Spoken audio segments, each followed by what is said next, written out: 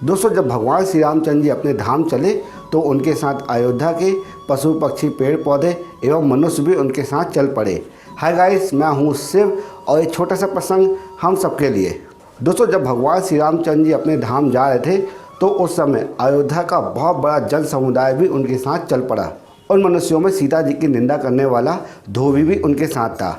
भगवान ने उसका हाथ पकड़ रखा था और उसे अपने साथ ले चले। दोस्तों, जिसने भगवान को जाते हुए देखा था वो सब उनके साथ चल पड़े, चाहे वो पर्वत हो या फिर पहाड़ हो। सभी पशु पक्षी पेड़ पौधे एवं मनुष्य जैसे ही साकेत धाम में प्रवेश करने लगे तो साकेत धाम का द्वार खुल गया। लेकिन निंदा करने वाला वो धोबी जैसे ही साकेत धाम में प्रवेश करना चाहा तो साकेत धाम का द्वार बंद हो गया। साकेत धाम के द्वारपालों ने कहा कि प्रभु, आप भले ही इसका हाथ पकड़कर ऊपर ले आए हैं, लेकिन इसने जगत जननी सीता मैया की खूब बुराई की है और ये इतना बड़ा पापी है, इसे हम अपने धाम पे प्रवेश नहीं दे सकते हैं। प्रभु, हमारी इस गलती को क्षमा करें। दोस्तों, जिस समय भगवान सबको लेकर साकेत धाम जा रहे थे उस समय आकाश मार्ग से देवी देवता ये देख रहे थे कि माता की निंदा करने वाले धोबी को भगवान कहाँ भेजते हैं।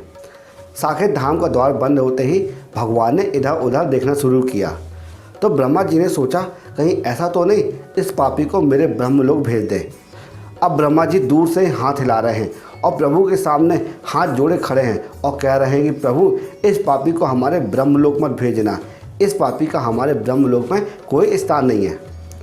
अब प्रभु ने अपनी आंखें इंद्र की तरफ घुमाई तो इंद्र ने सोचा, कहीं ऐसा तो नहीं इसे हमारे लोक में भेज दें। इंद्र घबराया और वो भी जोर से हाथ हिलाने लगा और कहने लगा कि प्रभु, इस पापी को हमारे लोक में न भेजें, इसके लिए कोई जगह नहीं है। अब भगवान ने अपनी आंखें ध्रुव लोक की तरफ घुमाई तो ध्रुव भी सोचने लगे कि इस पापी का पाप इतना बड़ा है कि इसके पाप के बोझ से हमारा ध्रुव लोक नीचे गिर जाएगा। तो वो भी जोर से हाथ हिलाए कहने लगे और प्रभु के सामने हाथ जोड़ खड़े हो गए कि प्रभु, इस पापी को हमारे ध्रुव लोक में मत भेजिएगा। दोस्तों, जिन जिन देवताओं के अपने अपने लोक बने हुए थे उन सभी देवताओं ने माता जी की निंदा करने वाले उस धोबी को अपने यहाँ रखने से मना कर दिया। भगवान खड़े खड़े मुस्कुरा रहे हैं और सभी का चेहरा देख रहे हैं, लेकिन कुछ बोल नहीं रहे हैं। उन देवताओं की भीड़ में यमराज जी पीछे खड़े थे तो यमराज जी ने सोचा, ये व्यक्ति किसी भी लोक में जाने का अधिकारी नहीं है, कहीं ऐसा तो नहीं इस पापी को मेरे लोक में भेज दें। यमराज ने सोचा कि माता की निंदा करने वाले को मैं अपनी यमपुरी में नहीं रखूँगा, तो प्रभु से घबराकर बोला, प्रभु, ये इतना बड़ा पापी है कि इसके लिए मेरे यमपुरी में कोई जगह नहीं है।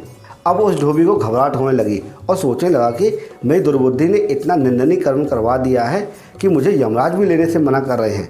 भगवान ने धोबी की घबराहट देखी तो भगवान ने उससे कहा कि तुम घबराओ मत, मैं तुम्हारे लिए एक नए साकेत धाम का निर्माण करता हूँ।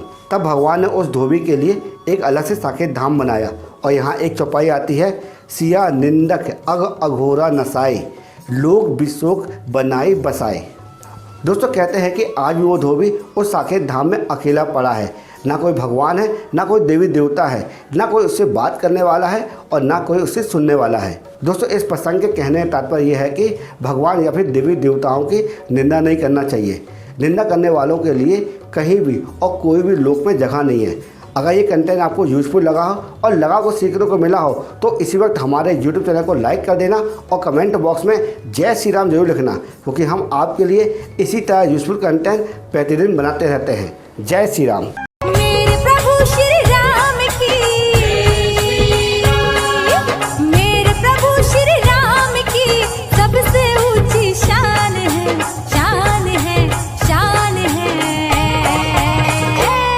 भारत का बच्चा बच्चा, भारत का बच्चा बच्चा मेरा राम पे